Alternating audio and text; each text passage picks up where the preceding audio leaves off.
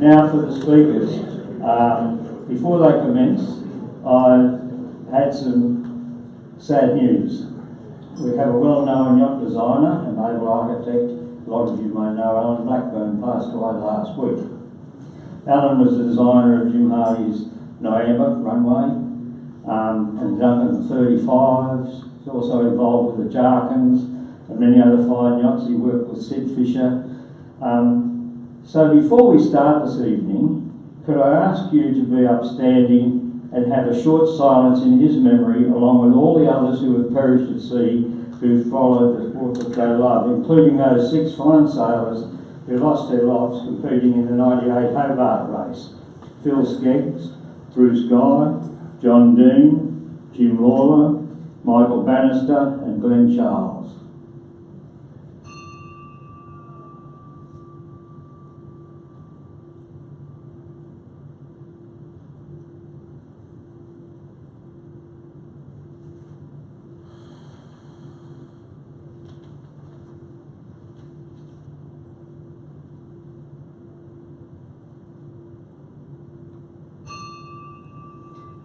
Thank you very, very much. A sad occasion. Now, first person tonight I'd like to introduce you to is Wendy Tuck. Now, Wendy was a skipper of Da Nang, Vietnam in the last edition of the Clipper Around the World race, and she's preparing for the next. She's also sailed in 10 Sydney Hobarts and has been a sailing instructor and a charter boat skipper for the last 15 years. During the last Clipper race in the North Pacific, she suffered a knockdown in the huge seas and will be focusing her talk on that experience and what she learned for the night. One of the big highlights was she won that division in last year's Hobart. So very well done, Wendy. So with no further ado, Wendy Tuck.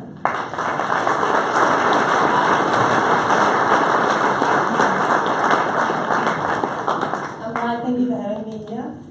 I'll just give you first a quick story of what the Clipper is, not a marketing campaign or anything, but just so you have an idea where I've come from and how we got to what happened in the North Pacific. So the Clipper has 12 identical yachts. We race around the world every 2 years, and it's a race that consists of 8 legs. The worst one for me was definitely the North Pacific. Everyone always seems to think the Southern Ocean, which we did do, is the roughiest, tuftiest, but by far the North Pacific is relentless. So my crew is made up of people from all walks of life. I can have people who have sailed or people who have not sailed. Generally my crew was quite limited on the sailing experience when we first started off. So that first leg from London down to Rio, it was pretty green. I probably had about 5 people who had sailed. 2 were very good sailors, the rest were learners pretty much. But by the time we came here, did the Hobart, got to the North Pacific, I've got crew who've never sailed before, have all of a sudden done over 20,000 miles, and a lot of that was pretty hard. The first big wins we got was probably coming out of Cape Town, so leg 3. The forecast was nothing more than 45 knots on the nose, which is not pleasant, but not undoable. But it soon jumped up to 65, then up to 80. So that sort of took us all a bit by surprise. We had 3 reefs in the main pretty quickly. It was the first time my crew had seen winds like that. I haven't seen anything quite as big as 80 knots. So in order of keeping the boat safe, we decided to hove to get down our head sails first. So we run with a cutter rig. So we have a Yankee on the forestay and a staysail on the inside on the inner forestay. So dropped down that outer sail with the Yankee and just carried on with our staysail. Everything worked a treat. It was all nice and fine because I trained the crew so hard all the way up. I was pretty much the world's biggest nagger to get to that point. So what I did to have our crew prepared for heavy weather stuff, we started from day one. The minute we left from London, it was all what I call nice fluffy sailing. We probably had nothing over 35 knots, definitely nothing more than 30 knots on the nose. It was pretty much reaching downwind the whole way. But I was still pretty much anal about how we ran the boat and how the crew acted down below. So one of the important things was always making sure the boat was completely packed and tidy down below. It's a bit hard when you're going through 10 knots of breeze and I'm walking around saying, how come this cupboard's open? How come this isn't put away? How come this knife is sitting on a bench? So that started from day one. So we had that culture, and I don't like using, but we did have that culture from day one of keeping the boat ready for anything at any time. Very hard sometimes not to get a bit lazy, but that's just how we ran it. One of the other big things that was high on my list of we do not do this ever is just getting your bunk without pulling yourself up on your bunk. We had pipe cots so you can lock yourself in and putting your leg cloth up. So generally we're upwind. Most crew would sleep to windward, but sometimes we'd have 20 crews, so not everyone can sleep to windward. So you get the lazy people, the smaller people down to leeward, they get in their bunk, down to leeward, I'm okay, don't need to raise myself up, don't need my leg cloth up. At the beginning, we'd let them do that and we'd tie them in and sort them out and do that. After a few times, we told them, you've really got to be careful of putting yourself in your bunk properly. Wake them up halfway through their off watch. That soon gets people learning, okay, she's pretty serious about this. So, as I said, I was a bit tough on my crew from day one, but in the end, it paid off with big results when we got our knockdown. So that's how we ran the boat. That was down below, always neat and tidy, always ready for anything, always prepared. On deck, pretty much the same thing, always clipped on. It was just the culture of our boat. It is the culture of Clipper anyhow, but clipped on. There was 2 fatalities in the race, which was pretty much the hardest thing that I had to do to tell my crew was 2 people that died in races. Are you able to speak up a bit, please? There's a lot of noise in the back, it's quite hard to hear. No worries, is that better? Okay, sorry. Sorry, I lost my train of thought now. So yeah, on deck, we did have this culture of always being clipped on. We had extra tethers everywhere, so there was never an excuse not to be clipped on when you're on deck, which everyone should run. I don't know, you've probably seen clipper boats out in the harbour in 10 knots of breeze and we have life jackets on. It's just how it is now. It's how we run the boats. Each life jacket would have a personal RAS beacon inside the life jacket. Our life jackets are all set for auto-inflate, which is a bit annoying because you probably went through about 1,000 canisters during the race. That's how many times life jackets go off when you're on the foredeck or even steering. The AIS we run now will also automatically activate when our life jackets are inflated, which is different from the last race. We also have an AIS beacon on our dam buoy, which is always ready to deploy. So part of our safety on decks every day was a safety check, which would happen every watch. I'd have someone designated to go around and check that our dam buoy is ready to deploy. I don't know, we've probably all done it. Your dam buoy's hanging out the back of the boat, so you start tying it up and it's not ready for a quick release. I've done it in other boats, so one of our things is to make sure everything is ready to be released straight away. And just carry on with our checks like that. So by the time we got to the North Pacific, we'd had a lot of big winds. We were pretty okay, ready to tackle what we were going to tackle. I was pretty happy with how we ran the boat, and I was pretty happy with how my crew behaved. We had buddy systems, so always looking out for each other. We had a lot of hand signals on a 70-foot boat that weighs 36 tonnes. They're pretty noisy when it gets a bit breezy, you can't hear anything. And this is something that we kept evolving along the way.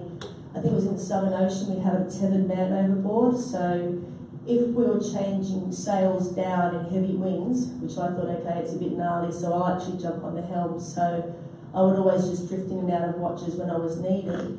If we were changing down from a 1 to a 2 or a 2 to a 3, or in those cases a 1 to a 3, I would always jump on the helm because I always had the opinion that I'd probably react quicker than anybody else. I can head count everyone on the foredeck and still steer a straight line, and it's me who's going to get dragged over the coals if anything bad goes wrong. So we did have a tethered man overboard in the middle of the night, as it always happens. He was actually back on board before I realised. By the time I heard the call that someone was over the side, he was back on board, which I didn't realise, and that's why I don't think I noticed that he was gone. So I automatically went to hove to the boat, the foredeck all just started walking back down. What are you doing? It's like, we've got a man overboard, haven't we? They're like, no, he's back on board. So we realised that was a flaw, so we came up with another, I think that was it. That was our hand signal for a tethered man overboard. Because because we're out in the middle of the ocean, we could always put a steaming light on when we're doing anything from the foredeck, so we didn't have to worry about any container ships or having the wrong lights on, so you could always see what's going on up there. So our safety kept evolving as we went along, and down that's not working, but this is. So by the time we got to the North Pacific, the mighty North Pacific, it was just damn horrible. So our leg from the North Pacific, we left from Qingdao in China, down through the Yellow Sea and minefield of fishing nets and all sorts of catastrophes in the water, down the bottom of Japan, and then straight out across the North Pacific on our way over to Seattle. Those that have done ocean crossing will know about Great Circle routes. We couldn't do a Great Circle route because we would go up past our ice gate. So we used to call it a virtual beach. I can't for the life of me remember what the latitude was that we weren't allowed above, but we actually had ice skates. So every day we'd get reports of where the ice was. We were way down like south of it, so we were fine. So it was a bit longer away. So with this picture here now, all I want you to do is just remember where that gun and radar dome is. Look at the two nice helm stations. Look at the third life raft on the top there, which is hitched down with strops and those things called ratchets, nice and well in place. So just remember that for now. So as we're going across the North Pacific, it was just front after front after front. And when I'm saying fronts, I'm talking anywhere between winds staying constant 70 and 80s for 12 hours. We did see gusts of up to 100. I always get a bit dubious about that. We started seeing gusts in 100 across the Southern Ocean. So you always think, oh, is this accurate or not? It was just pretty windy anyhow, so but nothing unusual. I have constant wind at over 70s. You know it's windy when it starts getting down to 50s and it's like, okay, I'm going to go off deck now because it's abating. But what happened in the North Pacific, because these fronts would come through every 24 hours or 48 hours, the seas didn't get a chance to abate. So the seas were pretty humongous by the time we were on day 23 across the North Pacific. Everything was okay. What was happening though, it was extremely cold, as I mentioned earlier. How I was running the watches, it was 6 hours on during the day, 6 hours off at night, 6 hours on, 6 hours off during the day. At night, 4 hours on, 4 hours off. So you were rotating through. So every second night you only do 1 4-hour watch. But within those watches, we were running a 20-minute watch. So in the North Pacific, the whole crossing, I probably only had about 17 crew. But by about day 14, 5 of those crew had gone down with ailments or whatever was wrong with them and couldn't actually fit into the watch system. So I was running a very limited crew. Out of that, I probably had 6 really strong people, probably 5 really strong guys and 1 really strong female. So very early on in the piece, we decided we're not racing anymore. We just sail the boat as safely as we can and with the crew we have. So instead of being up with the leaders, we dropped pretty far back behind the rest of the pack because we weren't changing gears as much as we should have been doing. We just physically couldn't. When my strong guys were coming downstairs, bruised and battered, it's like soon someone is going to get hurt. And this is when we're still sailing upwind, so it's like someone's going to get hurt soon, so let's just keep the foot off the pedal, sail with what we've got, all get there happy and have lots of people and finally arrive. And we made this as a decision amongst the crew and we're all happy with that. The racing became the second thing. Not that we thought we were ever in danger. These boats are pretty bulletproof. They'll go through anything. It was just the crew wasn't bulletproof pretty much. So we carried on sailing, having a nice old time. Day 23, when we had our knockdown, we were running our 20 minutes on, 20 minutes off. So how it would work, the crew that were on, 3 people would be on deck. By this stage, the wind's coming behind us, so we're reaching, all very nice. We're continually running with 3 reefs in the main, and our number 3 stayed at Yankee up. So no stay sail, because we're pretty much downwind, so we don't want our stay sail, and everything's fine. We've got out of our crew probably about 5 steerers who can steer in these conditions. They're really heavy boats. When it's really gnarly, you'd have to have someone sitting next to you, particularly me, saying, yeah, just give it a tug for me, because I can't hold it any longer. But we'd gone through it, was all fine, so there was nothing unusual. The only thing that happened was one of my good steerers came to me the night before and said, I can't do watches tonight, I'm not feeling well, I'm not coming on watch. You can't judge anybody for anything when you think, okay, maybe you should be up there, but you can't. The week before was pretty much the worst week I've ever had at my life at sea. overtook another boat at sea. We could see them going back the other way on AIS from us. And immediately you go, okay, something's wrong. Then I get an email from HQ saying, I call Cole, I've got an issue, comms lockdown, we go into complete comms lockdown. We don't know what the issue is on I call Cole. Let's just keep them, stay away from, they're sorted, but comms lockdown, so we didn't know what's going on. So when I saw them on AIS, I just sent an email saying, look, I can see them. If they need us to do anything, we are here for them if they need us. The email came back saying, no, it's all fine. It was only the next day when we realised that they had a man overboard. Really unfortunate, Sarah was a round-the-world sailor. She'd been on the boat since the beginning, so as I said, you know, over 20,000 miles under her belt, extremely experienced. They'd just put a third reef in. For some reason, she wasn't clipped on. She got washed overboard. They got back to her pretty straight away, but it took them 3 or 4 attempts. Again, one of those things, they're not quite sure how many times to get her back on board. When we do our man overboard trainings, we're not just going out there throwing a fender over. We're actually using an 80-kilo dummy, and we send a rescue swimmer over. So our man overboard drills are as realistic as you can get them. We will do them in 40 knots offshore. We will do them, you know, 20 knots downwind under spinnaker. We practice our man overboards for real. They're not a little game we play. So you can imagine the mood on the boat now. We've lost someone in the North Pacific. My crew's feeling pretty hard, it was pretty down. Hardest part for me was we're okay, we're sailing, we're fine. So when crew were coming to me saying, look, I can't go and watch, just got to suck it up and go, okay, I understand. What that meant from my point of view, though, is we knew a front was coming. So what would happen every day, I would have a weather brief with my crew. I would let them know what's coming, what direction, how long we expect it to be in at its nastiest, and then when we expect it to start a bait, what the sea state's going to be like, and what our plan is, what we're going to be doing. So we would get grid files every morning, 6 a.m. UTC or 9 a.m. UTC, and work out our plan from that. So my crew was always informed, and I've always got the opinion a well-informed crew is a much happier crew. If you're going to say it's going to be shit for the next 24 hours, no surprises there, we can deal with it. We still have to keep running normal watches down below, we still have to be fed, we still have to carry on normal. Things we would prepare for though, we would prepare food as much as possible. Our galleys are quite big and people got really good at cooking at 50 knots of breeze. It's something that happens. Things that we could take care of beforehand though is make sure our water tanks are full, so we're not running around trying to fill up water tanks and running our generators more and our water makers, which are very, very delicate. So we have all our water made, we have everything prepared as much as possible. In the whole race, there was probably only 2 times that we reverted to eating freeze-dried food.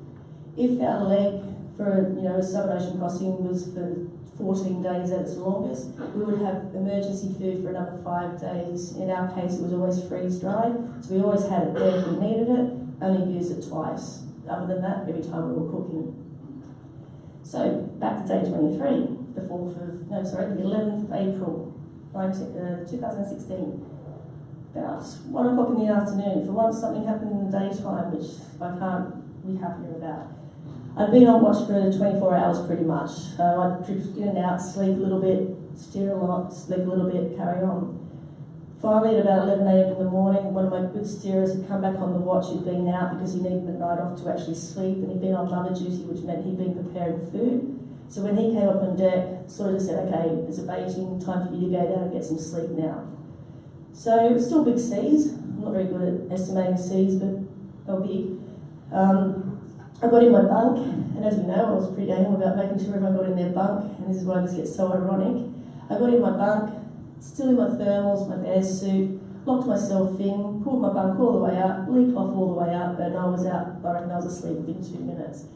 Unfortunately, because I had my own bunk area at the back of the boat, aft near the nav station, so I could always see what was going on, I'd taken out the bunk above me, so there was a nice big expanse above me, and the roof of the cabin, which in hindsight wasn't so good. So my recollection of our knockdown is I remember waking up, falling forward, being airborne. Remember, we're sailing downwind, being airborne, and then I thought I bit my tongue, and I remember thinking, gee, this is going to hurt when I land. Not thinking I'm sailing downwind, I shouldn't be bouncing up out of my bunk. The next thing I remember, I woke up in my nav seat. So my bunk's here, nav station's here. in the middle of my nav station, got a massive big seat. The lid had come off. I landed in it, facing back towards my bunk, in my sleeping bag still, with my feet outside the nav seat, in the companionway down to my bunk. Got no idea how I landed there. The other trouble is, I was the only boat in the fleet that none of our onboard cameras worked, because we had a camera in the nav station, we had a camera, you can see under the garment up there, little round thing, that's a camera on the mast. None of our cameras had worked, so I still have no idea how I got there. I remember waking up however long later, not too good, and I can hear the call from on deck. So I've only got 3 people on deck because we're in that short into watch. I've got one person steering, one person sitting on the main sheet next to the pod near the helm, one person up near the companionway if we need to be is the Yankee sheet. So 3 people only going to be on deck for 20 minutes, then rotate through. So I've got another 3 crew members who are fully kitted up down below for that changeover. So the first call I heard was, get Wendy up on deck, we need it now. And I just remember saying to someone who was close to me who'd also fallen out their bunk, or half out their bunk, saying, tell them I've got a bit of issues going on here now, because I could feel I was bleeding from my head. And I was in my sleeping bag, not able to move. So I'm saying to the guy who was also in his sleeping bag, stop messing around, get out your sleeping bag, come help me. One of the crew who was down below but on watch stuck her head down and saw what was happening with me and just sort of stuck her head up on deck and said, she might be a bit of time before she gets up here. So, yeah, in the sleeping bag, it was quite hilarious. Anyway, I managed to get out, and then I heard the fatal call that you probably never want to hear is someone's trapped. Because I can hear everything that's happening above me because the steering pedestals are right above my head in the nav station there. So that's all I heard, was someone's trapped. So lucky for me, I am very tired on the boat, but lucky for me, my buff, those neck things, had fallen out of my locker, it landed at my feet, so I thought that'll stop the bleeding, so I put that on my head. Quickly just put my foulies on, because I've still got all my thermals on, that's how cold it was, and I thought there's no way I can go on deck without getting dressed properly, because I'm just not going to be able to stay on deck. So I reckon I was probably about the 4th person back up on deck, and I'll never forget this sight, sticking my head up through the companionway. As you can see, we've got the two helm stations. The starboard one, we're on starboard tack. The starboard one is where the guy was steering from. The port one, completely gone, completely flattened. What happens, so just that there, that's our main sheet pod, so that's where our main sail trimmer was sitting, obviously clipped on. As the wave, whatever happened, it's still really dubious whether it was 1 wave, 2 waves, what happened. As the boat obviously went like that, she slid down behind the leeward helm station, behind the whole cage. So you've got the front cage, the pedestal where the wheel is, then the aft cage. She slid down behind that. As the waves come, broken over that, completely flattened her to the deck. She's trapped, her life jacket's gone off, so this is what we think saved her from breaking her ribs. Life jacket's gone off, that's all collapsed on her. The Garmin radar dome, that's gone. The top pod up the top is bent, and that top life raft's gone as well. So when I heard she's trapped, that's what they were talking about, was Bridget was trapped there. Now Bridget, I love her so dearly. She's probably late 50s, about this tall, about this wide. She's doing it because she likes a bit of a challenge, never been a sail before. One of the best steerers when it's really light, because she's got the best concentration. She's so short, we get her on the helm and forget she's there, because you barely see her over the wheel. But she's the toughest woman I've ever met in my life. So she's trapped. The wave is broken over her. She cannot physically move because she's pinned by all this garbage sitting on top of her. And she said to me later, she said, I'm just laying there going, oh well, I've had a good life, a bit too short to went now, but I can't complain, I'm doing something I always wanted to do. And then that was it. Eventually she said she'd just feel the water just subside and she'd just stick her nose up and take a breath, and she actually survived. So by the time I got on deck, one of the strong guys had actually taken over from the helm, because the guy that was on the helm was a bit battered and bruised, and I think he'd gone into a bit of shock. I had a really young girl who actually won the leg, lucky her. So she won the leg. She was actually down the back talking to Bridget. So the first thing I sort of looked at her and said, is Bridget okay? It's like she nodded her head. Then I got straight to Bridget and said, oh, you've got yourself in a bit of a pickle here, haven't you? So as you do, as you laugh. And then the next thing was to try to get Bridget out, because what also happened, when that pedestal had collapsed, the 2 rudders, so we have 2 rudders obviously, they are joined together by a tie bar. So what happens off of the rudder post, we have a tiller arm coming off. This is all below deck, connected by a tie bar. So we can actually disconnect them, two wheels and rudders can work independently.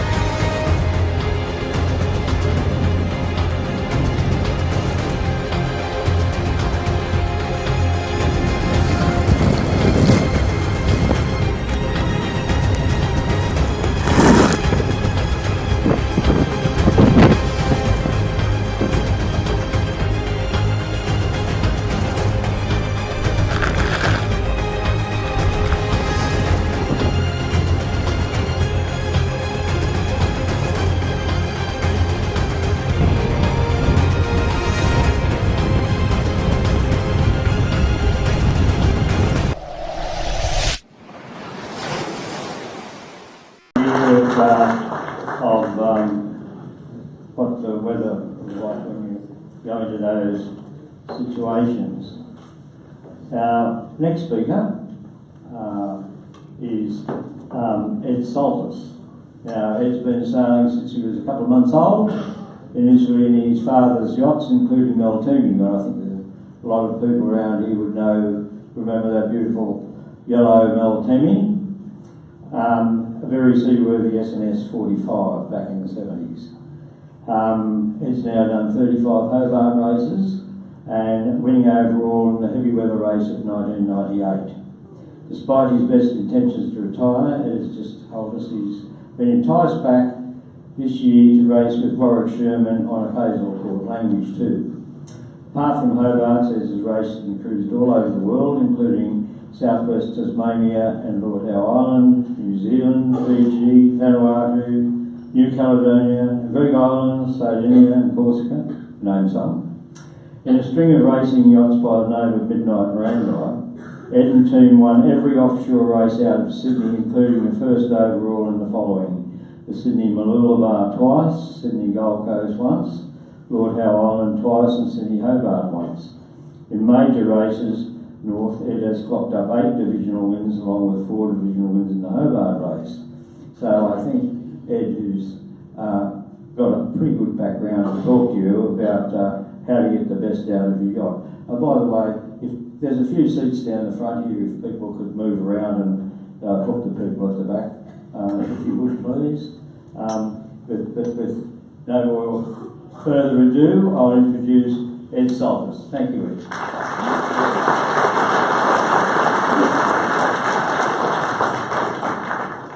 Thanks very much, John, and it's a hard act to follow. I mean, that was a fantastic half hour and pretty scary stuff. What you people get up to out there around the world boats.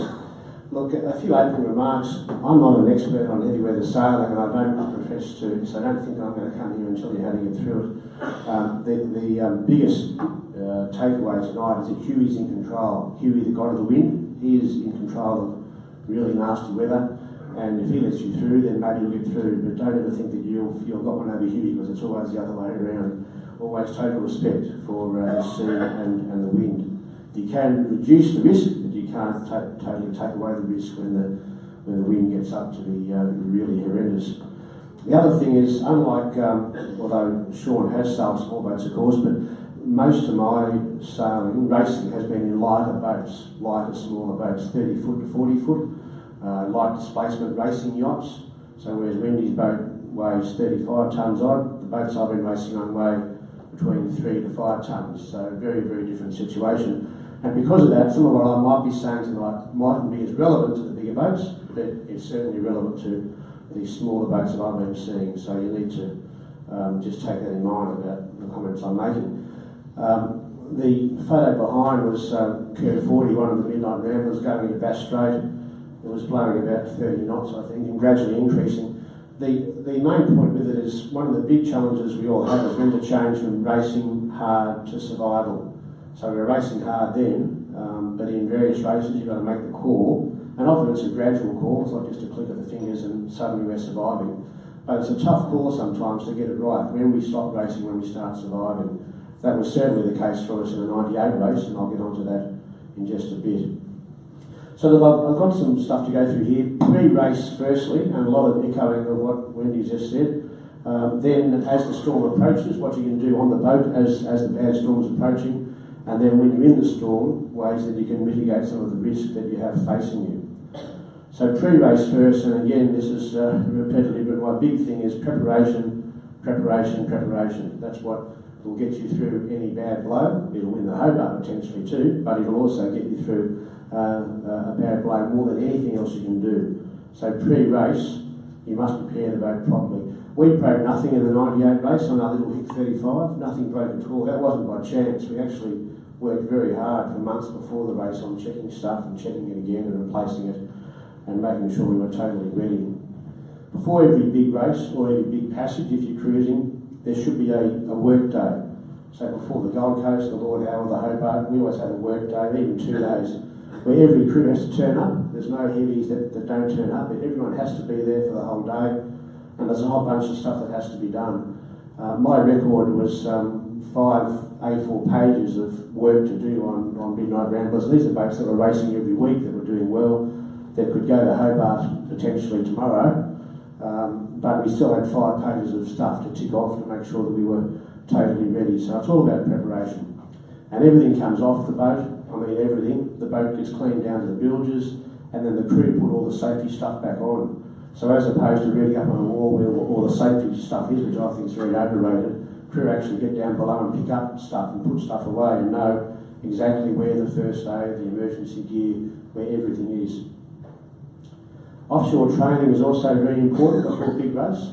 So get out offshore on a Saturday or a Sunday with the whole crew that's doing your race or your passage, and hopefully it's a gnarly day, 20 knots with reasonably big seas, raining even better so it's more uncomfortable for you, but that's how it's going to be during the race. Don't go out on a nice sunny nor'easter, but go out when there is a bit of a challenge and go through every single sail change. So we start with our full main and jib, we go right down through them, all down the trysail stormsail, then we go back from the trysail stormsail back up through the main and jib to full again. It takes about 5 or 6 hours by the time you go through it all, and the crew is very pissed off and very tired after all that, but they know exactly how everything works mechanically.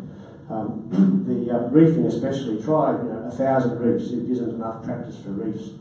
Don't use a good main, try to use an older main, so you're flogging that rather than flogging your good main, but do as many reefs as you can with different watch systems on different tacks.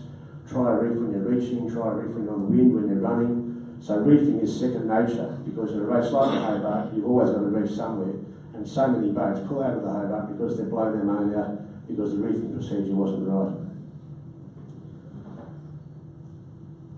Steering strops is another bugbear of mine. So most boats these days, most modern boats have some sort of hybrid of chains on your pedestals for steering, plus Vetgram strops that go back to your quadrant. And those Vetgram strops are great. They're very light and they're great for racing boats, but they do need constant attention and they do break a lot more than you'd like to think. I've had 4 times in the last 15 years going to or from Hobart or Mooloolaba where steering strops or sheave or something is broken and we've got no steering offshore. So on the work day, you need to get down below into the back of the boat, and often cruising boats, better tows without criticising them, but it's hard to get into all these areas in some of the cruiser racing boats. But get in there with a torch and check all the steering strops yourself. Yes, maybe the rigger's done it all for you, but do it yourself, because if it breaks out there, you've got to try to fix it yourself. Always take spare steering strops Vectrans props about 2 metres long, and picture yourself halfway through backstroke in that hole trying to fix the steering up in a bad low, because you may have to do it. So moving on to, as the storm is approaching, this is out during the race, a really important thing, and this is for smaller boats, but I think for any boat really, get her dry. So there's always some water slopping around in the bilge, and that's okay, leave it be, but my approach, especially with the storm coming, is make sure she's absolutely bone dry, because there'll be plenty of water coming in soon, so at least start with a dry boat. That gives you a head start. All your sheets and braces, get them off and down below. This is for a bad blow coming, where it's really going to be severe.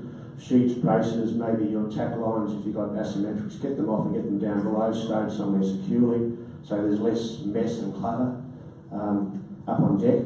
Winch handles. The winch handles should be put below, a bar, maybe 2, that have to stay on deck, and those 2, don't just put them into the winch handle pockets, try to somehow secure your winch handles.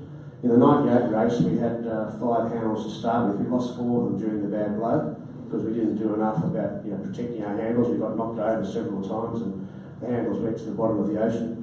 1 handle left, we're going up the Derwent, 5 knots of breeze, trying to win the race with not enough breeze. And one of my crew, who shall remain nameless, chucked the last handle over the side. So his skipper went into an incoherent rage over that silly event. And we actually finished the race without any handles, so you need to be careful about your winch handles when it's blowing.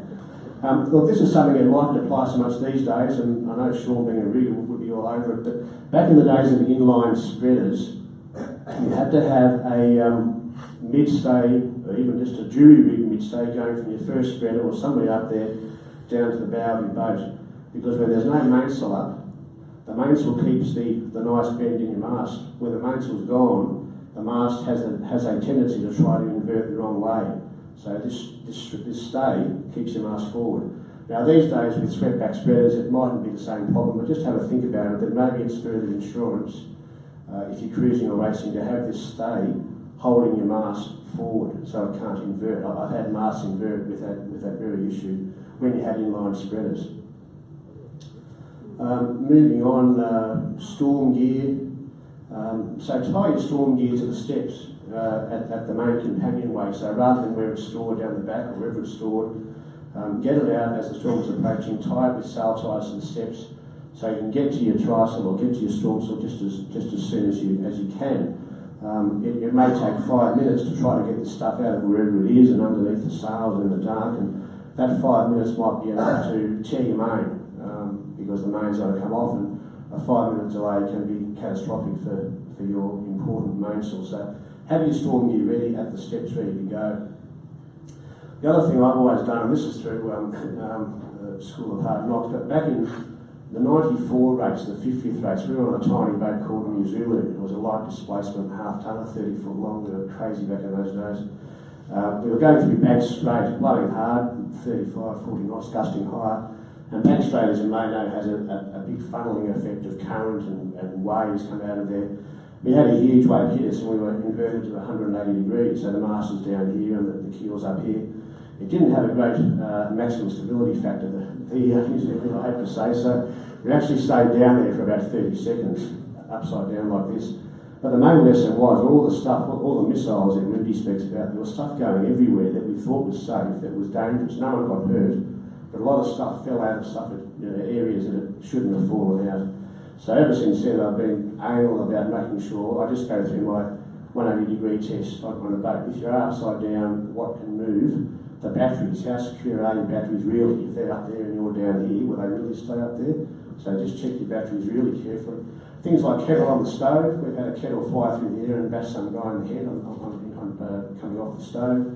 The icebox lid is latched shut, so it can't fly open when you're upside down. The nav station lid, all this simple stuff, but everything below needs to be properly secured so there's no missiles through the air. Well, but I'll get you to move on to that photo, which is during the 98 race, about 40 miles into Bass Strait, on AFR, the HIC 35, and this is more about during the storm now, and what we try to do to minimise those risks I was talking about. So the first thing is to change the storm watches very quickly, sooner than later. most racing boats these days have pretty aggressive watch systems, and so do we. Most of our crew's on deck, not many are down below. But you can't do that in really extreme conditions, so you've got to make the decision to change to a more conservative watch system, get more down below and less on deck. We ended up having only 2 on deck in the end. There's 3 there, but the guy in the red was rotated down below, and we only had 2 on deck in the end. 5 down below, 2 on deck for about 16, probably 12 hours doing the bad stuff. And that was the mercenary attitude of, well, if we really get knocked down hard, the worst that can happen is 2 guys over the side rather than 4 guys over the side. And it's just a fact of life. So we're trying to minimise the worst case scenario. If we had 2 rather than 3 or 4, that's a better result for us to try to save those 2. The mainsail itself should be rolled and put down below. We didn't get it down below. If you see, you can sort of see a mainsail rolled up there. It's strapped down tightly to the boom. It was quite a good roll. We didn't have much time because the blow came in so hard, but it was quite a good roll. And why that's important is that firstly the wind has less resistance as it comes through, but also the big green waves that are coming through have less chance to hang on to something.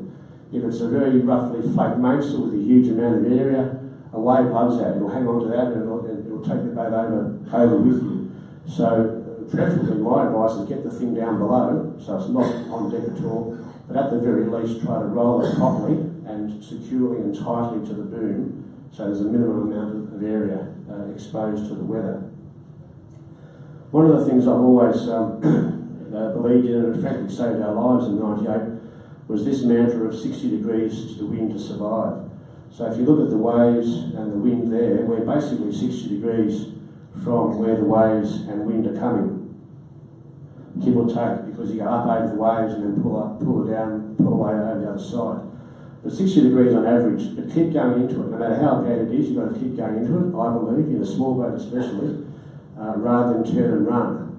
In '98, we were only 40 miles from Eden, and the temptation to run back to Eden and get out of this horrible thing we were in, as opposed to going into the teeth of it for another 200 miles, it was very tempting to say, let's just pull the pin, guys, and get back to Eden. But if we had, I'm pretty sure we'd have been rolled 360 and potential loss of life, as happened for other boats, I'm sorry to say, in pulling out. So pulling out can be more dangerous in my view and running than still going into the waves. The waves we had were the worst ones were 50 feet up to 60. The top 10 feet was white breaking water, and our boat's only 35 foot long. So if you start running with those things, they're going to pick you up and roll you. Pitch poly will roll you with almost certain death, in my view. In fact, one of the boats that did return was going back to Eden. The old Brindabella, it was a 65-foot boat, and she was either pitch poled or rolled down a wave, lost her mast. No one lost their life, but they lost their rig by a wave big enough to do that to a 65-foot boat who turned and run with those huge waves. The thing that was most scary, I suppose, with this, we had a really bad 8 hours during that, and that was the start of the 8 hours. It was just getting bad, so we had that third guy down below, and we kept going through the routine after that. But the fact was that we were in control and out of control, and you have to just get used to that mentally and understand it's going to happen. And by that I mean that there'd be 3 huge waves that come through, 50, 60 footers, and they'd come through in a group, a gang of 3 ready to try to take you out. The first would knock you down hard, the second would try to get you down to the canvas, and the third would try to give you that killer blow if the first 2 had knocked you out. They were working together, and getting over those was just horrendous, and it was, frankly, touch and go with each of those. You're out of control and just trying to somehow manage yourself over those big waves. Then after that, there'd be less waves. There'd be 35-foot waves, which are still pretty big, but not as big as what we had. And for the next 15 minutes or so, you'd be in relative control. You'd be able to steer your boat over them, and you're starting to think, okay, we've actually got this thing beat. And then 15 minutes later, you'd actually hear these things come before you could see them. Just a locomotive of noise coming at you.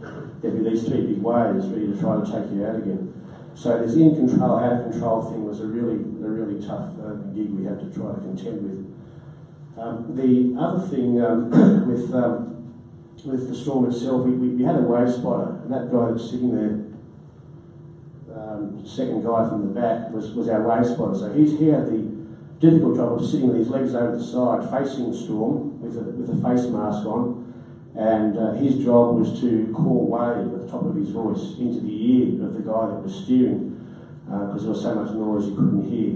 And the guy that was steering was crouched down behind the wave spotter to afford some protection from this water that was coming through. It was a Category 3 cyclone, so there was a lot of water in the air, and as you probably know with the scale of wind, it gets above I think 64 knots, there's a thing called a whiteout. We had a whiteout, so there's so much ocean up in the air, it's just a total whiteout, and all that water is being thrown at you horizontally at 65 to 70 plus knots.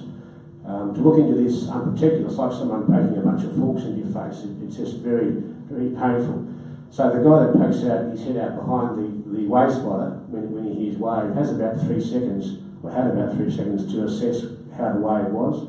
When I say 60 degrees, that was our benchmark angle, but each wave is different. It had just broken or was about to break, so you had 3 seconds to assess up or down how to get over the first of these 3 waves. And that wave spotting routine was a really important part of the about 8 hours. The helmsman wouldn't be able to survive without the bloke sitting in front of him, protecting him and calling out the big waves for him.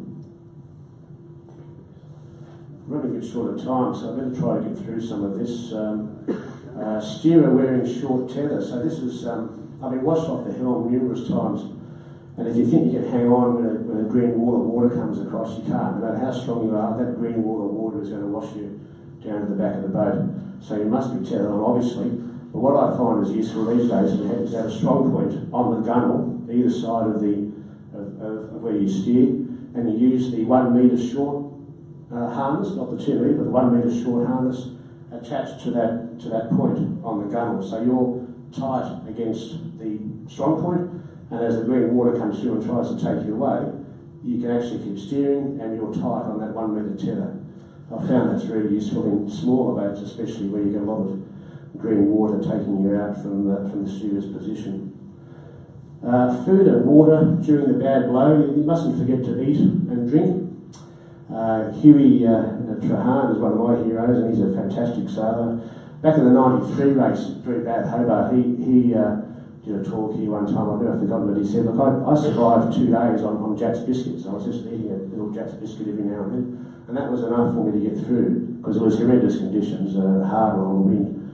So it doesn't need to be anything too fancy or filling or heavy. Just anything to keep your digestive system going is enough for you to survive. However, water, you must have plenty of water. And I made a big mistake, as did my crew, of not drinking water because you're cold, there's so much water in the air. You don't really feel thirsty, but you've got about 5 layers of gear on, and you're actually working hard on that tilly. You were working very hard to get over the waves. You actually sweated a lot without knowing that you were, because you were still cold on the outside. I had some horrible headaches from dehydration during this bad blow, and it's bad enough, surviving without the headache than having the headache to boot. So plenty of water. Even if you're not thirsty, just keep drinking as much water as you can.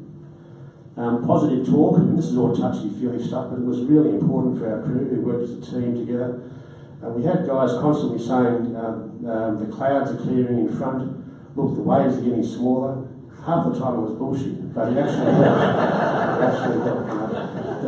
The crew felt better. So positive reinforcement is not just, it does actually work, even for grown-ups. The other thing that Hiko taught me, a fantastic man of course, and he has left us now unfortunately, but one thing he always said is ease the gear off. Just ease a bit of runner off, ease a bit of jib, halyard and sheet. Make it easier on the boat. The boat's a living thing just like you. The boat's been bashed up bad just like you.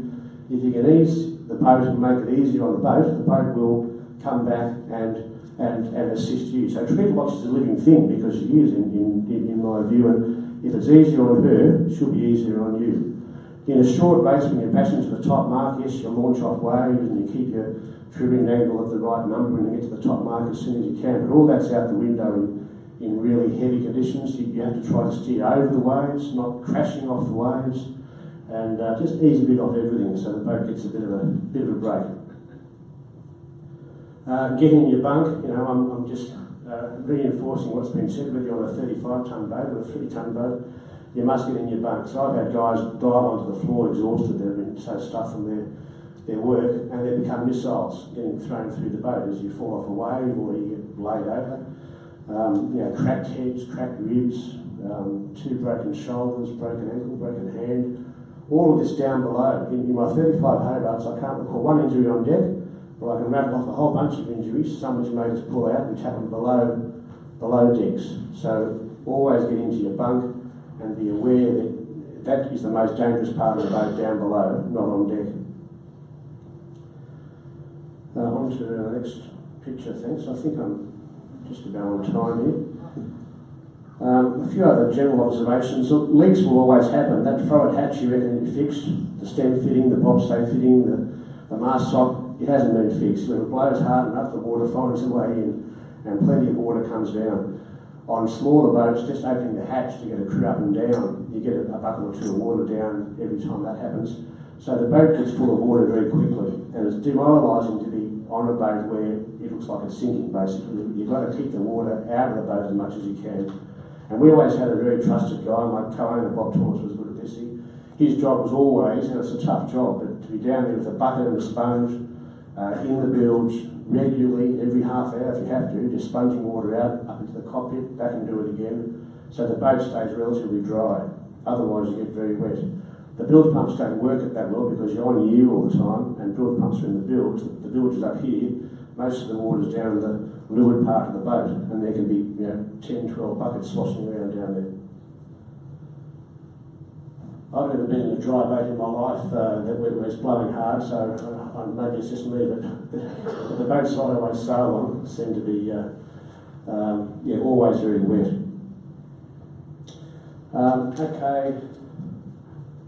I've got a real, I'm very anal about not hanging up wet stuff. So crew hang up their wet t-shirts, their wet jocks, their wet socks all over the place. You're jumping into your bunk and these things are dangling in your face.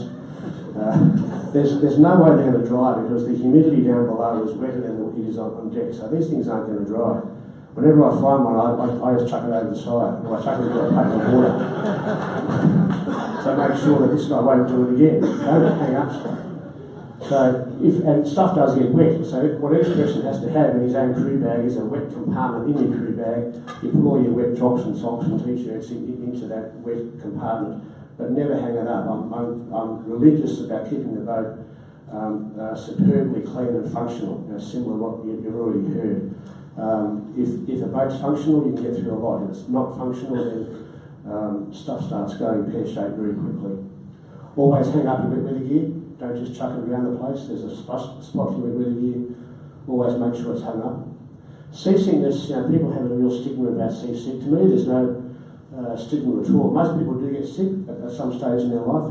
It's just a bodily function. It's no different to getting rid of waste from the other end, is what I keep telling my crew. And there's no stigma about it at all.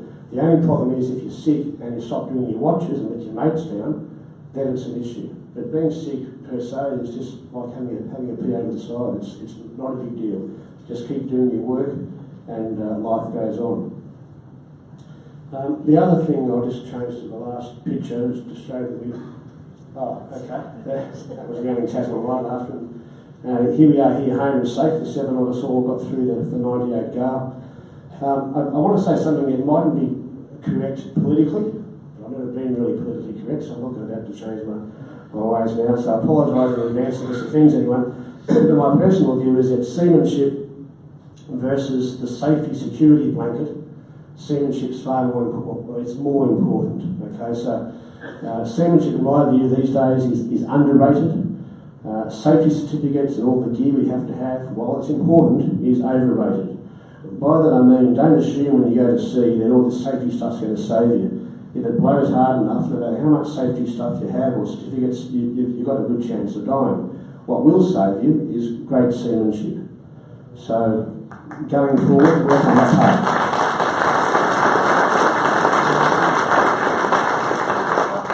What I can do is make you avoid the worst case. The safety is you got to the worst case, seamanship stops you getting to the worst case. Look, I have some stuff about running downwind as well, but I've passed my time, so maybe later on I can come back, but that's it for me. Thank you.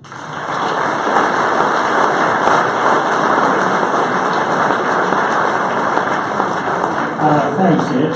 I think before moving on to introducing Sean, we might show that little heavy weather video, please, Margaret. That one that Jeff so kindly lent us. And give you some idea of what these two people have been talking about and what Sean's going to address shortly. So it gives you an idea of boats that are actually bumping through a bit of a wave. I wish you didn't mention my name, everyone's leaving.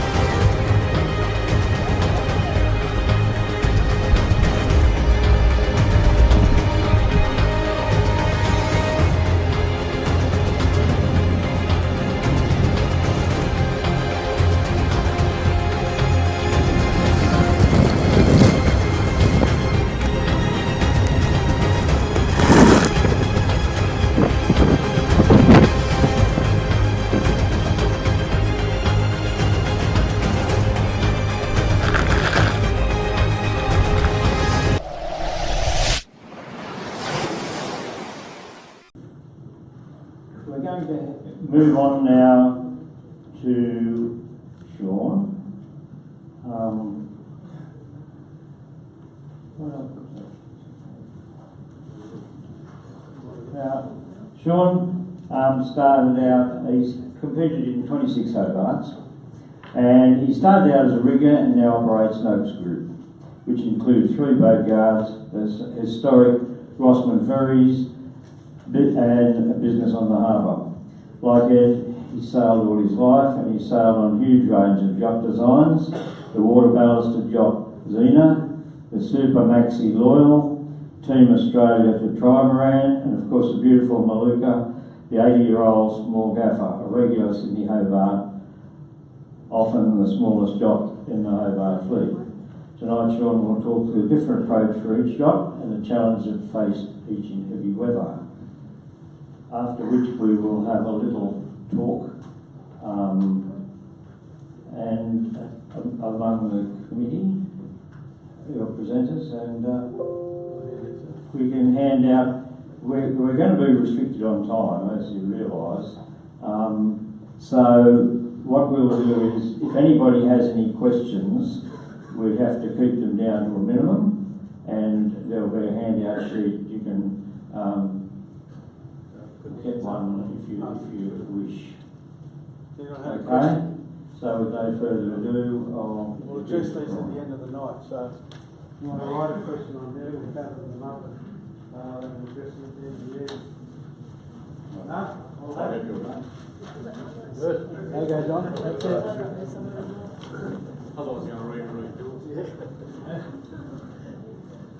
Okay, good evening. I'm going to do my best to restrict the number of war stories I'm going to tell and try and get to the point about what I've learned about heavy air sailing. I concur with what Ed said that you can't buy seamanship in a course, and one of the, I suppose, difficult things for most people today in racing is that we're not actually allowed to go out so much in heavy weather, so we're restricted in the amount of experience that we can earn and learn. However, we'll find that most actual accidents at sea happen these days on the deliveries home from yacht races, rather than the cruising sailors that aren't so much on a time scale. So just to go through a number of things that I wish to talk about, boat equipment and preparation, which has been covered. The Category 1 rules that we have today have evolved and developed into quite a stringent format, and we hear each year the bleedings of how much it costs to actually go ocean racing, but the number of rules that have been put in place have been put there for a reason. They've been modified along the way, and the thing that actually astounds me about this first shot on the that I have up here of Grundig Xena is that this shot was taken in 2004, so it's sometime after the Sydney Hobart yacht race and of '98. And the thing that sticks out to me most there is that we're not wearing harnesses or life jackets, which now I don't even walk down the wharf without one. So things have evolved, and it's really evolved because of the lessons that we've learned along the way. So the Category 1 equipment I subscribe to, and I believe that the number of checks that we have is such a good thing. The next thing I wish to cover is the weather. I use a router, weather router called Roger Batten that we all know, Clouds, and I actually don't go anywhere now without Clouds, whether we're trying to break a world sailing speed record, which is very pivotal to our team. But on every delivery that I do, I always use Clouds. And more recently, just to show the effects of using someone like Roger Batten, I delivered a 100-foot, 30-metre, 600-tonne tugboat from Port Lincoln to Sydney. And being part of the Maritime Union as we are, the guys there like to run things the way they run them. And I said, do you mind if Roger Batten comes along? They said, who's that guy? And I said, he's my weather router, but he'll be back at home in Wollongong, but he'll send us some advice. And they said, look mate, we've got a voyage plan. And I said, yeah, that's fine, but let's have a look at Roger's voyage plan. So to tell you how much benefit it was using Roger's voyage plan is that we decided that we worked out we're going to use 30,000 litres of fuel to deliver this boat, and we did it in 12,000 litres. So that was the difference of using a router. So that's a power boat rather than a sailboat. But the important thing there is to listen to the advice of someone that's a weather router. Roger always, as I say, does our delivery weather routing as well, and I've decided that he owns shares in the Lady Baron Hotel on Flinders Island because he always sends us there because he reckons it's going to be too rough to go across the strait.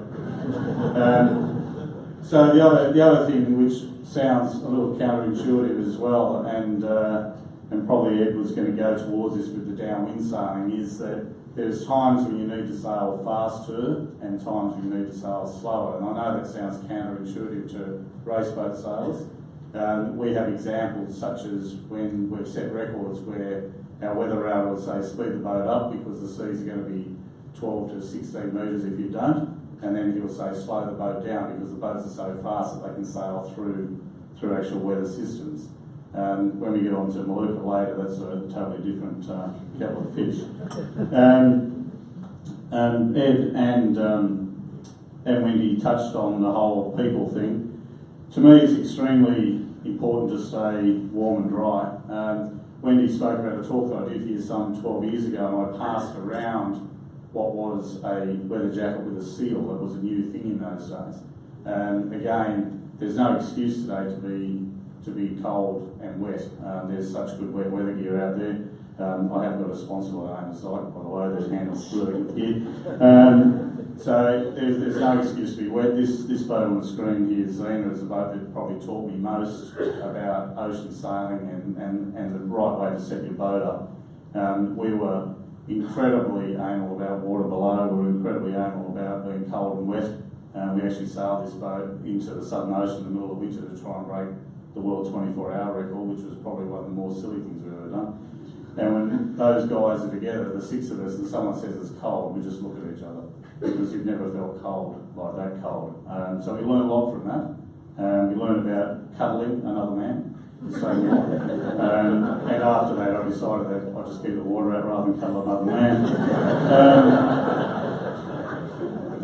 The next thing which it also touched on is morale. The thing is about sailing, it is fun. I actually quite enjoy going out in heavy weather, so I'm a little bit strange in that regard. I do like going out in heavy weather because essentially you actually don't have to think that much when you're boat racing because it's windy and you just got to get the boat to the other end and keep the mast pointing to the sky. So if you have that mentality and you don't allow yourself to be overtaken by it, your ability will improve. The thing that really wears people down and makes them give up is this sense that all is lost. And where are you, Ian? Ian, some years ago, did an amazing thing in the Sydney Hobart race where he stood by a stricken yacht, and I'll never forget that vision of him sailing backwards and forwards, so he gave those people hope. So the thing is, it's always about morale. Ed touched on that, about being happy, have fun. You're out there to have a great time. So if it gets windy, you go, hey, wow, it's 100 knots. Wow, have a look at that. This is kind of something we can talk about later. So you've got to really keep yourself happy. The water ingress, I'm going to touch on a bit more when I get onto Maluka, but with this boat, Sydne, that we've got on the screen here, we worked very hard on keeping the water out of that boat. It was a water ballasted boat. It only weighed 6 tonne when it was dry, and it weighed 9,600 kilos when it was wet. So it had a considerable amount of water ballast, so we had a lot of water systems inside the boat. We got to a stage where we were so intent on keeping water out of the leeward side, and the boat was so fast that we actually fitted a dinghy Elstrom baler in the bottom of the boat, which used to suck away.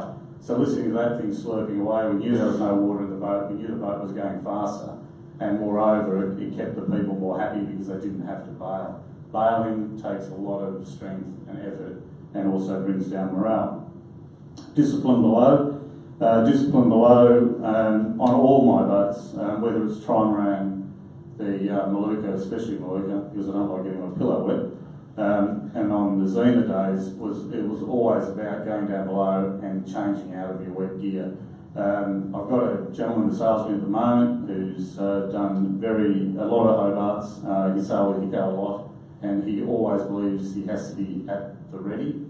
So he's always got his gear on and likes to lay on the sole with all his gear on, and I've caught him shivering a few times, so he's learnt now sailing on Maluka that he's got to strip off and we sponge him down, so he does it himself. Back to that man hugging thing.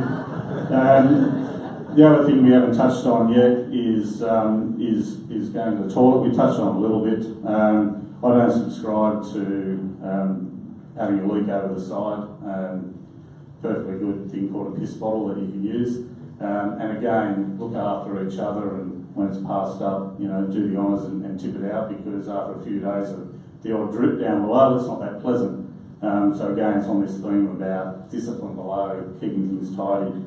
Another thing on this shot here that's might be a little bit unusual is that we're all sitting in, and that was one thing on this boat that we started to do as we're heading into heavier weather. So the crew haven't got their legs out, and there's a few reasons behind that. The boat had an extreme amount of riding moment, an extreme amount of water ballast, and we found that it had better crew security by sitting in. This particular shot was taken in 2004, and we're sailing into what became particularly nasty weather for the larger boats. The Scandia lost her keel and Zana nearly snapped in half. We hove to in the middle of Bass Strait for a while, and we were quite distraught with the thought that we were going to be somewhere 10th or 11th. We actually finished that race second because we looked after the boat. The next thing I'd like to cover off on is food. I don't subscribe to dehydrated food, freeze-dried food, probably on the Around the World Clipper race. You use that? No? I don't subscribe to it. It doesn't taste particularly good, so I always take proper meals which are pre-prepared. One thing I will always go to sea with, and I started on this boat, Xena, all the way through to Maluka today, is my pressure cooker. The trick with a pressure cooker is to actually take the seal out and not rely on the valve, because they can explode on you. But if you take the seal out and shut the lid, they still have the same effect. The next thing I need to talk about, which is pretty touchy, is gas down below. We lost a young man very close to my heart almost a year ago. My daughter nearly died with him. They went away just overnight on his little yacht and decided to use the gas cooker to keep the boat warm. So yeah, we found them some 36 hours later, and still today the coroner doesn't know why my daughter's still alive. So it's something. He was a very clever man. He was a scientist effectively. He was a naval architect and engineer, but he still had that lapse where he didn't think it could kill him. So one thing that I have been talking to the coroner about is having a label on your stove as blatant as if you shut your boat up and run your gas stove, you will die. So it's something to think about. Heavy weather sailing, especially if you're in the middle of a storm, you think you can do something to warm the boat up. By all means, have a think about it, but ventilate. You've got to get more air in there. Young Nick passed away within 90 minutes of turning the stove on. So that's a little bit morbid, but I just needed to get that across. The next thing I'd like to talk about is the boat setup and balance. I've always been curious about that shot of a day Midnight Rambler. Like, the guys won that Sydney Hobart race, they did a brilliant job. Little jib up the front and a lot of lee helm. The helm's down really hard, so it would have been hard to control. Getting the mainsail down, rolling it up, doing everything they did, having a few guys on the rail to keep control was an amazing effort. But the balance of the boat, especially the high performance trimarans that I'm going to talk about in a minute, is absolutely pivotal to not expend strength and to keep the boat going forward. I'm sure it was hard work. I can talk later about it. Yeah. So balance and stability is very important because it uses less energy. We can go on to the next slide, if you can, please. So, what's this thing called again, Wendy? So the interesting thing about this, the biobalance law, so effectively the previous shot that we showed of Xena, she was on starboard tack heading into a storm. So that's the wrong thing to do in the southern hemisphere. So in the southern hemisphere, if you're heading into a low pressure system, you need to keep the weather on your left side rather than your right side. It's worth Googling. I always get it back to front, don't know what hemisphere I'm in. But my weather router, Roger, always makes sure that we're on the right side of conditions that we're sailing into. So that's on the net. So basically the law's saying that one stands with one back to the wind. In the northern hemisphere, the atmospheric pressure will be lower on one's left, and in the southern hemisphere, it will be lower on your right. So that's a pretty good diagram because it shows where you should sail to actually get out of the storm. You can find that on the net. Oh, the next shot, please. Okay, so there's a lot of things that we did wrong here. So this is 2008 in the Super Maxi Loyal. For those that understand the Loyal program, when I grabbed this particular boat, which was Maximus, in a paddock in New Zealand, it didn't have a keel, and the owner was a great guy, or is a great guy. He said, look, Sean, you can use my boat as long as you bring it back in better condition. So that meant I had to put a keel on it. So we actually sailed it to Australia without a keel and some lead strapped to the bottom, which is a little bit silly, but we got it back to Australia with no money. So I got in bed with a guy who's pretty famous. He's been in the news lately with his wife to go sailing the Sydney Hobart race. So we actually had a crew of celebrities, which Anthony's done well with over the years. And what we see here in this shot is pretty much a football team and a bunch of swimmers on the bow. Like Wendy, in this situation, you do your best to train people up for the worst possible scenario. What I did here, which is a mistake, is I didn't do anyone on the foredeck here a favour. So I'm actually steering the boat here. And that rush of adrenaline and that testosterone thing that gives you this compulsion to win, instead of bearing off downwind to retrieve a head saw, I just sent those footballers straight through the biggest wave I could find. The good thing is they are all clipped on. The good thing is they have got their heads away from the wind. They have got their hoods on, and they are working together as a team. There was one thing that I said to the rugby players. I said, this game, if you don't work together and you get isolated, you lose the ball. And they said, that's our game. I said, same game. So great teamwork there, but the mistake that I made there is that I pulled away. Another mistake on this particular journey was that the crew weren't toilet trained. So once the toilet had backed up and was full, they kept using it. So again, that leads to bad morale, and actually all our watches disintegrated after that. So not a lot of discipline, and as I said, I learnt that a long time ago, sailing with some great sailors, and then I lost my way a little bit with this big quest to try and win. Next slide, please.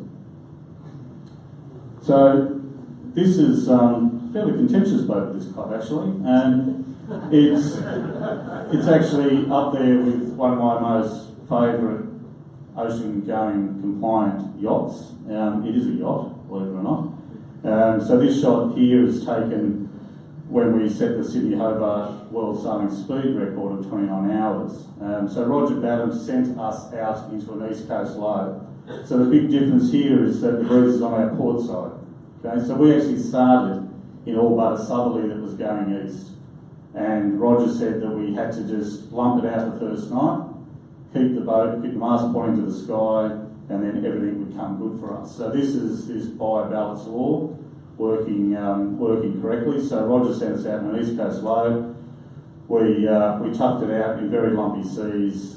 We had to survive that first night, and the breeze came behind us, and the rest is history. So things that's quite important about this boat is this idea of balance. Okay, so this boat is an incredible boat. I've never steered a boat as beautiful to steer as this boat, and I've never actually been on a boat at sea that is as seaworthy as this boat. So that's probably contrary to what a lot of people believe. What's so good about it is that it's so changeable. You can change the balance, you can change the trim, and you can make it fly. So if you're flying above the waves, you generally don't get too wet, and it's generally a lot more comfortable. But to sail these things correctly, you've got to sail them flat out. So if you back them off, they are the world's worst seaboat. So that's the other side of it. So the things that's important about this shot, if you look at the very leeward hull, it's got the curved lifting foil, which you all know pretty much about now with the America's Cup, with the boat slipping completely out of the water. This boat has a similar type of foil. So on the leeward hull, the foil's down, so it's actually lifting the hull. The centre board, which is in the centre hull, which is 6.5 metres deep, is being retracted. So essentially, when the waves and wind hit the boat, it jumps sideways. So it dissipates some of the load, which was something that Hiko had said to Ed many years ago, when in doubt, ease it out. Boat will go faster and it'll be more controllable.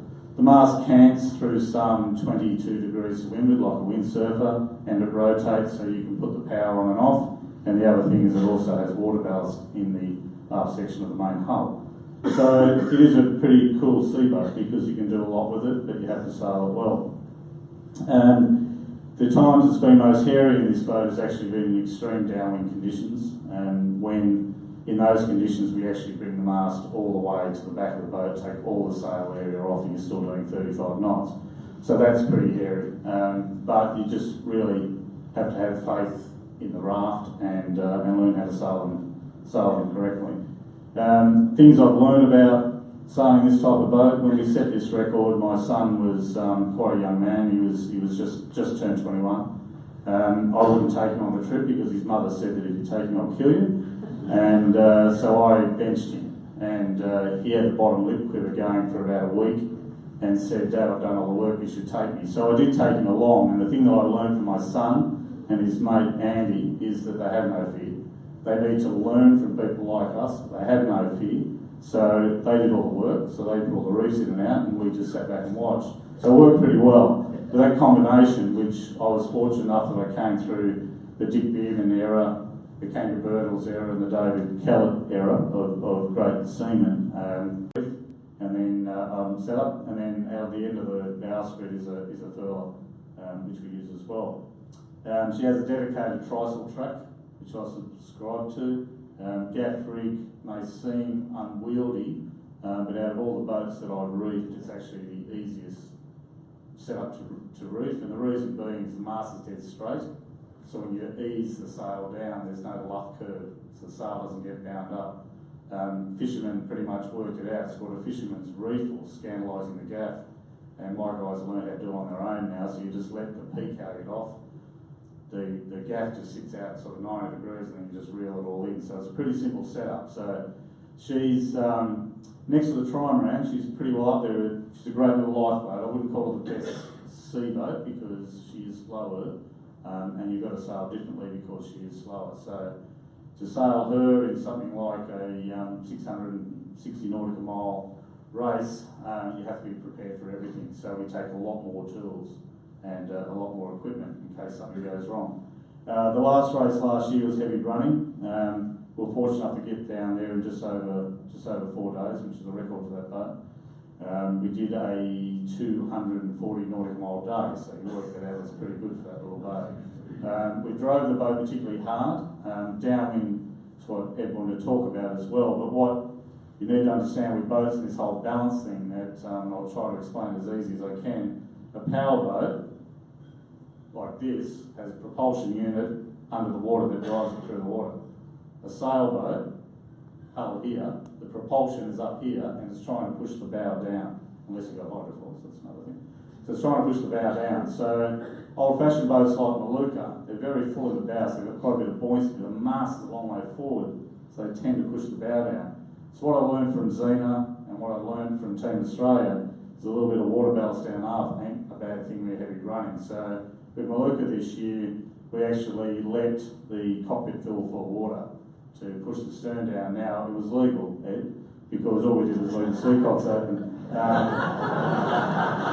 So it wasn't actually induced water ballast. So it has flaps on the transom that we can open and close. And generally we leave them closed so the boat's got more buoyancy and you think it would run faster. But we tried something different this year and we let the stern sink. And she went like a bat, so it was good for her. The great thing about the multi-hull wing mast is that it doesn't only just rotate, but it does cant to windward, so you can get more riding moment. So you basically think you've got a keel upside down. So the mast weighs 800 kilos, so now you've got that over the top of yourself, so you get more riding moment, and it does rake aft considerably. So it's a great tool. You just got to think upside down, which is not what multi-hulls do often, by the way.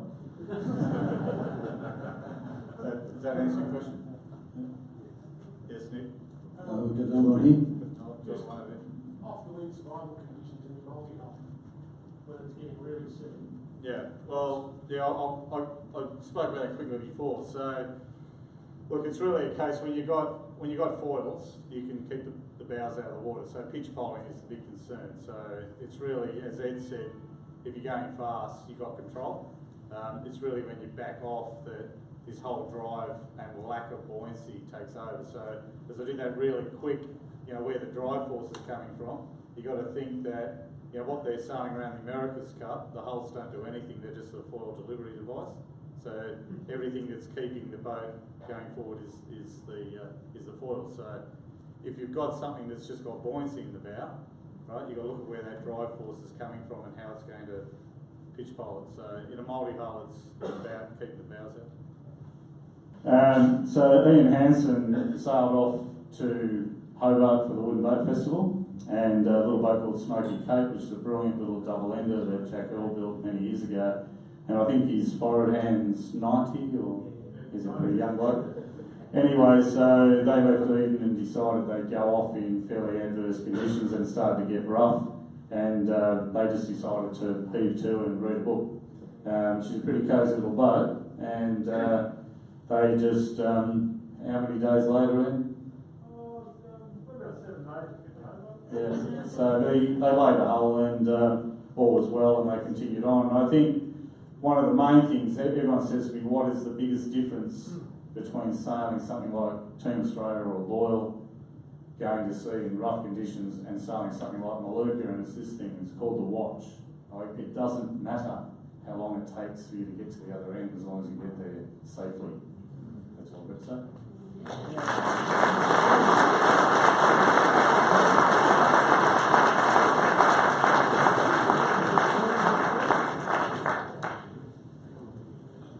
Good, thank you very much. We passed a few things around for questions. We're pretty cut on time, but I think we're a bit ahead of time. Did you want to talk a little bit more about now? Can I get up here? Yeah, okay, why not? I think we'd like to hear a little bit more from Ed about downwind sailing. He's going this out on anything, do we? It's not so much downwind actually, we just wanted to answer Sean, and I agree totally with his thing about balance. If you could put that shot back up of the Midnight Rambler and the 98 race. So one thing I was going to say around out of time was that you need to have a well-balanced boat, and some boats do amazingly enough sail well at 60 degrees with the storm sail up, other boats won't. There were some boats in the Hobart race that needed a trysail. So we had trysail and storm sail up, and there was far too much, the boat was getting laid flat. We did the traditional thing and put up a trysail, and I was fighting the hell out of the helm because the boat on its ear wanted to keep rounding up during this 60 degrees course. So he said, this isn't working because I was just fighting too much. So we tried the storm sail thinking we're going to have lee helm, but amazingly enough we had just a nice amount of weather helm.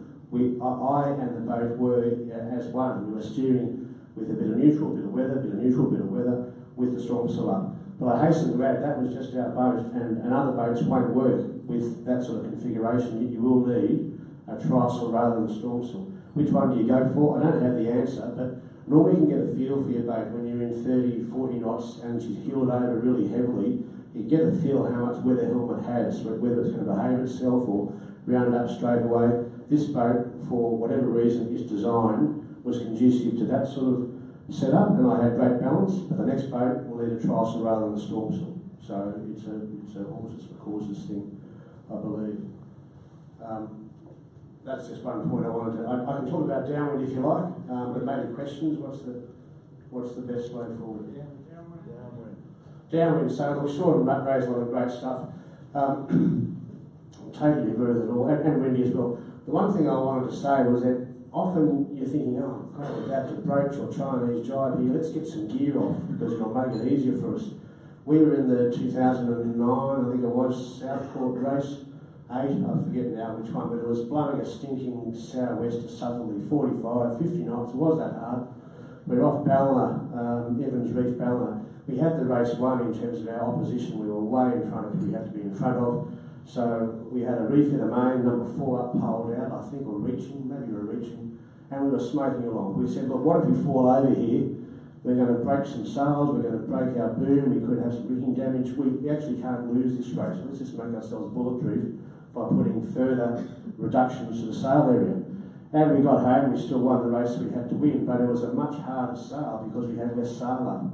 So it sounds anti-intuitive, and Speedy taught me this one, who's 18-foot skiff man, that when you're smoking downwind on these modern boats, you've got fingertip controlled planing, you can get over the waves with great ease.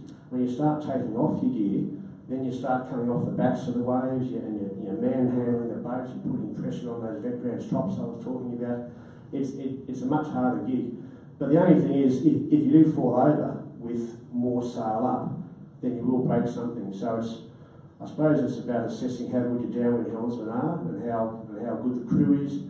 But if they're good crew and good steerers, my idea these days is, don't put up spinnakers in 50 knots, but put up more sail rather than less sail. The only other thing about, I don't want to hobble this, but just quickly on downwind, with smaller boats especially, I've pitch poled twice by going down holes that looked like they were a great surf ride, but there was no way out of the hole. So you go straight down this thing and stop, and then pitch pole over. Not a lot of fun.